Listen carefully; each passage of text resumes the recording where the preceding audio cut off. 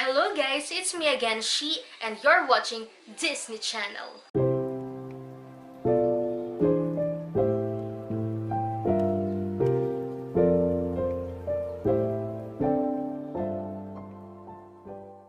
For today's video, papakita ko sa inyo kung paano ko ginawa itong look na to. But before that, you guys may follow my social media accounts, Twitter, Instagram, and Facebook. Yung Instagram ko is yung @shifletch. Doon po ako nag-upload ng mga quick makeup videos. Doon ko shortcut or 1-minute makeup video. So kung gusto nyo makapanood ng mga ganong videos, pwede nyo po ako i-follow doon. At yung Facebook page ko po is @theshifletchero. Pwede nyo na po akong i-follow dyan or i-like nyo po yung page ko. Okay, without further ado, let's start. First, I'm going to use this Aloe Vera Soothing Gel ng The Face Shop to moisturize my face. Next, I'm going to use this Maybelline Fit Me Foundation in the shade 222 or True Beige, and I'm just going to blend it using my damp sponge.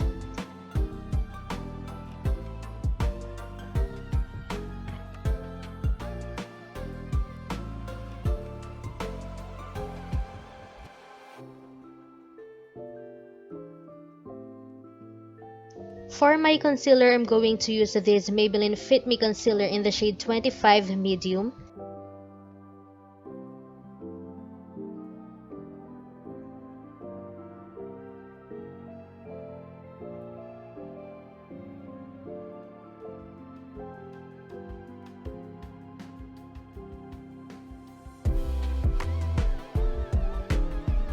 For my eyebrows, I'm going to use this Careline Best Brow Liner in the shade Taupe.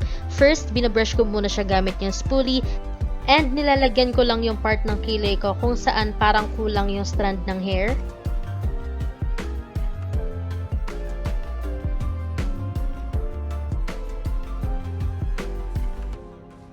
And then, gagamitin ko ulit yung spoolie para i-blend yung eyebrow product na nilagay ko.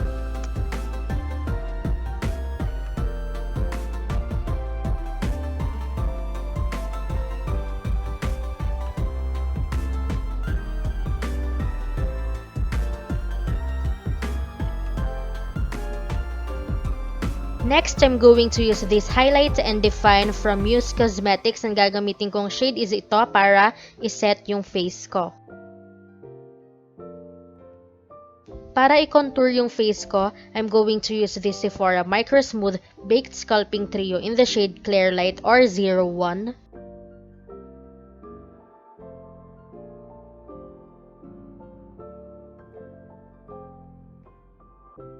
Of course, wag nating kalimutan yung nose line.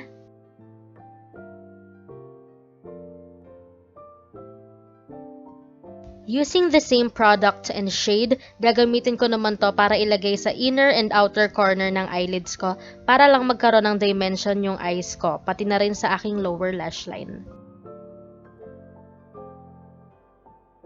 For my blush, I'm going to use this EB Advanced Face Trio in the shade Sunset Trio at gagamitin ko yung, of course, yung blush niya para ilagay sa may cheeks ko, pati na rin sa bridge ng nose ko.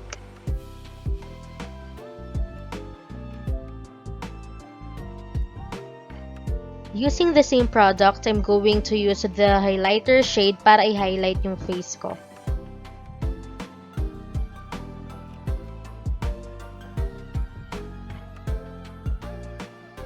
Now, for my lips, I'm going to use this Careline Matte Liquid Lipstick in the shade Tutu and Normcore.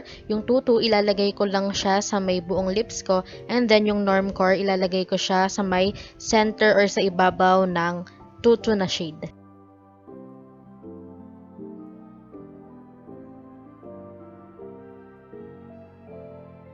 Using the Best Brow Liner ng Careline, i-outline ko yung Mickey Mouse na shape sa side ng face ko.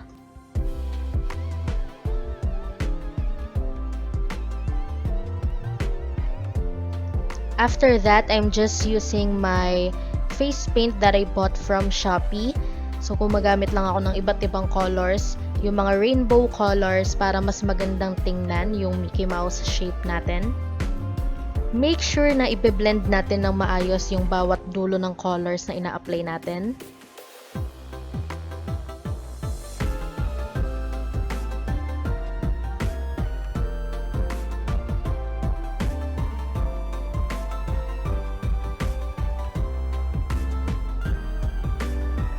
And then, mag-outline lang ako gamit ang white color na face paint para mas makita na nag-glow yung Mickey Mouse shape natin.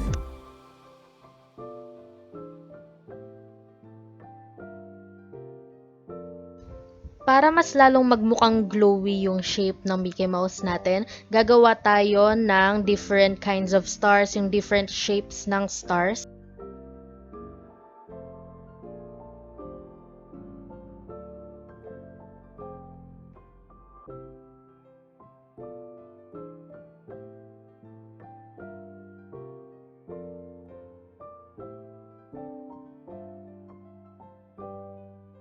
Now, I'm just going to curl my lashes and mag-a-apply na rin ako ng mascara. I'm going to use this Maybelline Hypercurl mascara. Nag-apply rin ako ng falsies.